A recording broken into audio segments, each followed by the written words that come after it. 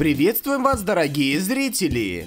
С вами на связи я, Илья, и канал World Style, и сегодня мы расскажем вам про лучшие игры для слабых ПК. Каждый год игровая индустрия предъявляет все более и более высокие требования к персональным компьютерам. Но если же у вас старый комп, а новые игры тормозят и лагают, и нет идей во что поиграть, тогда смотрите наш ролик до самого конца. Мы подготовили для вас порцию отличных компьютерных игр, которые подойдут абсолютно для любого железа. Единственное, в процессе составления рейтинга мы много спорили, сломали две клавиатуры и мышь, и все потому, что у каждого человека свои предпочтения. Одному нравится РПГ, другой предпочитает шутеры, третий стратегии и так далее. В результате получилось то, что получилось, так что не судите строго, смотрим.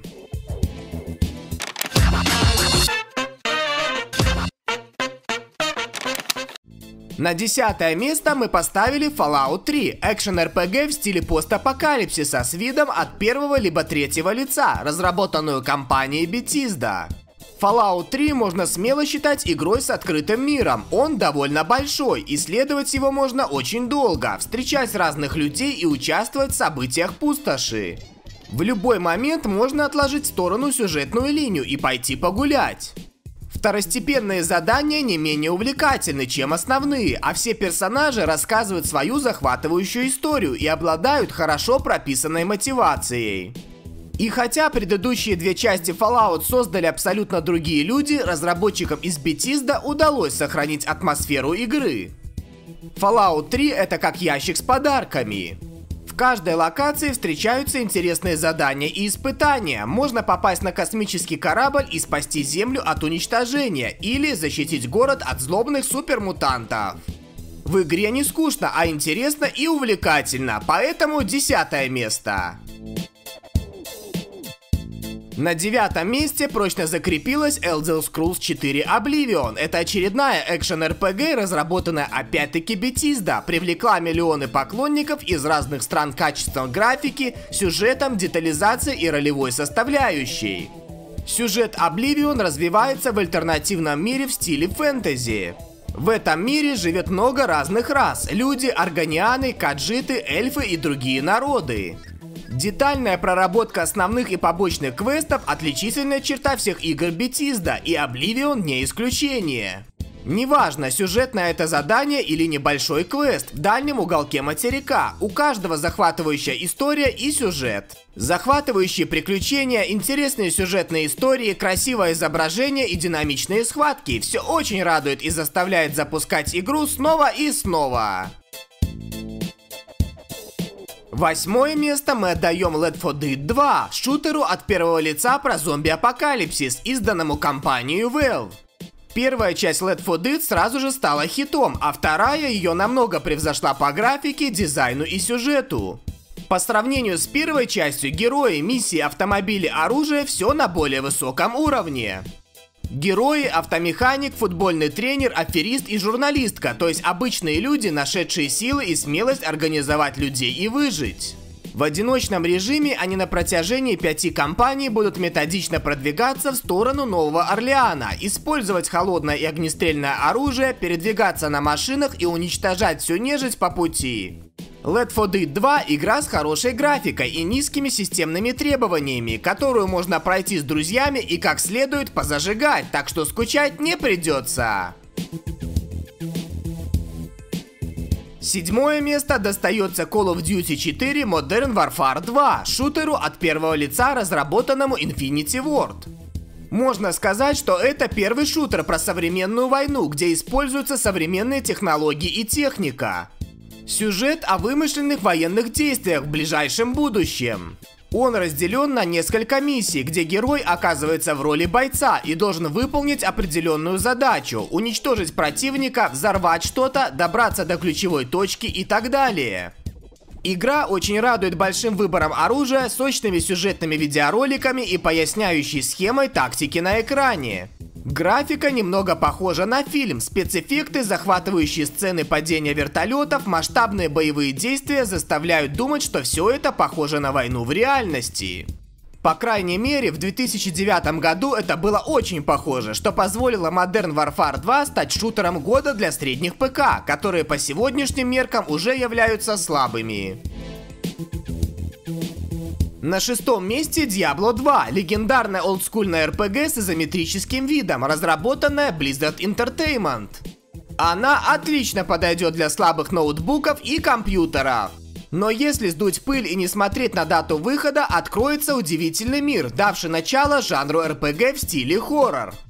Игра состоит из 5 актов, каждый из которых наполнен увлекательными приключениями и заданиями. Diablo 2 буквально напичкана разного рода монстрами, которых нужно уничтожать пачками или бежать от них изо всех сил. А на высоких уровнях сложности к большинству из них придется подбирать определенный вид урона, что исключает скучный гринд. Главное в Diablo 2 постоянный хардкор, который ненамного отпускает, когда оказываешься в безопасной местности. Но стоит выйти из города, как вокруг появляются толпы монстров, и снова нужно сражаться, бежать, устраивать паровозы и восстанавливать ману и ХП. Проще говоря, скучать некогда. На пятом месте Battlefield 2, тактический шутер от первого лица, разработанный Electronic Arts. Если описывать игру в двух словах, то это поле боя. Самое настоящее сражение, в котором участвует морская пехота США, Народно-освободительная армия Китая и Ближневосточная коалиция. Главной фишкой Battlefield 2 является техника. Можно использовать все, что есть на поле боя, сесть в танк и расстрелять всех из пушки, залезть в вертолет или самолет и наносить удары с воздуха, забраться в джип и быстро домчаться до вражеской базы, чтобы устроить там засаду. Пожалуй, это первая игра, в которой настолько хорошо была реализована возможность взаимодействия с техникой на поле боя.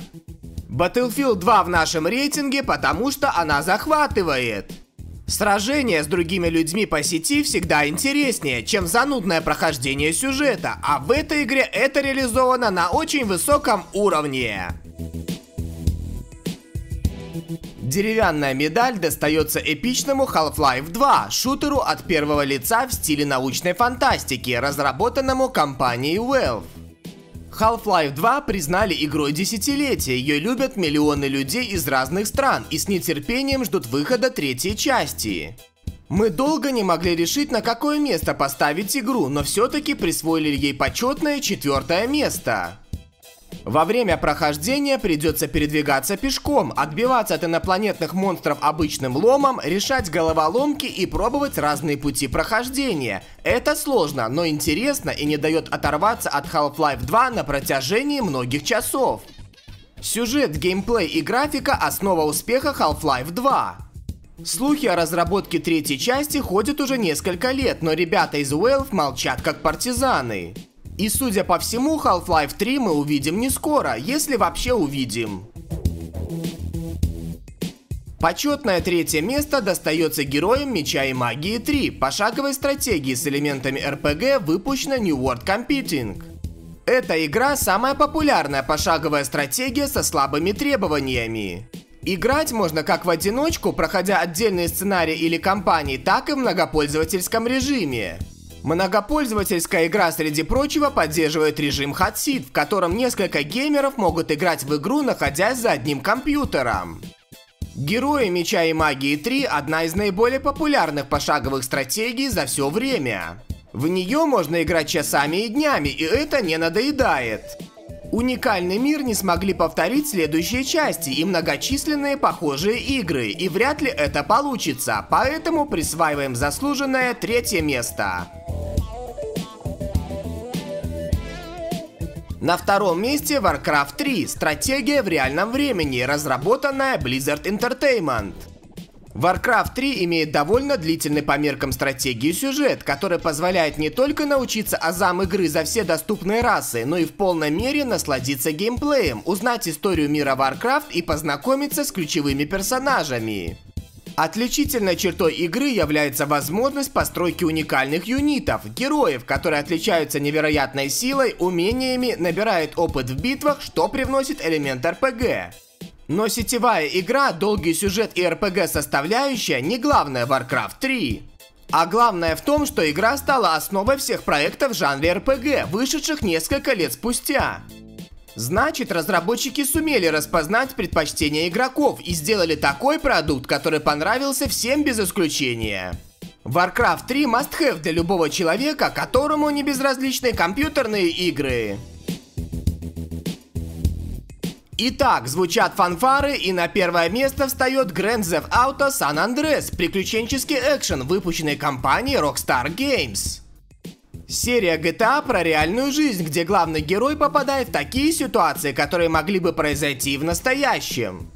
Бандиты, пушки, деньги, карты, дорогие машины, воровство, проблемы с полицией. В GTA это показано самым реалистичным образом с точки зрения обычного человека. GTA это про обычных людей, у которых всегда есть выбор стать преступником или остаться нормальным человеком. И хотя игра постоянно толкает на преступление, можно не выполнять задания и оставаться в рамках закона. Хотя сейчас поклонники серии нас не поймут, ведь круто выехать на танке на главную улицу и устроить хардкор с полицейскими, спецназом и армией. За эту атмосферу, которая не исчезает уже более 15 лет, GTA и находится на вершине нашего топа. Ну что ж, в список можно было бы добавить еще множество выдающихся игр. Например, Red Alert и Command & Conquer, StarCraft, Counter-Strike и так далее. Перечислять можно очень долго. Я не зря говорил, что во время обсуждения мы много спорили, ведь у каждого человека свои предпочтения и вкусы. Вы также можете написать в комментариях под видео о своей любимой игре, которая не требует мощного компьютера. Нам будет интересно почитать и ответить на каждый. Ну а на этом у нас сегодня все. Ставим большие пальцы вверх, делимся этим роликом со своими друзьями, подписываемся на наш канал и увидимся в следующих выпусках.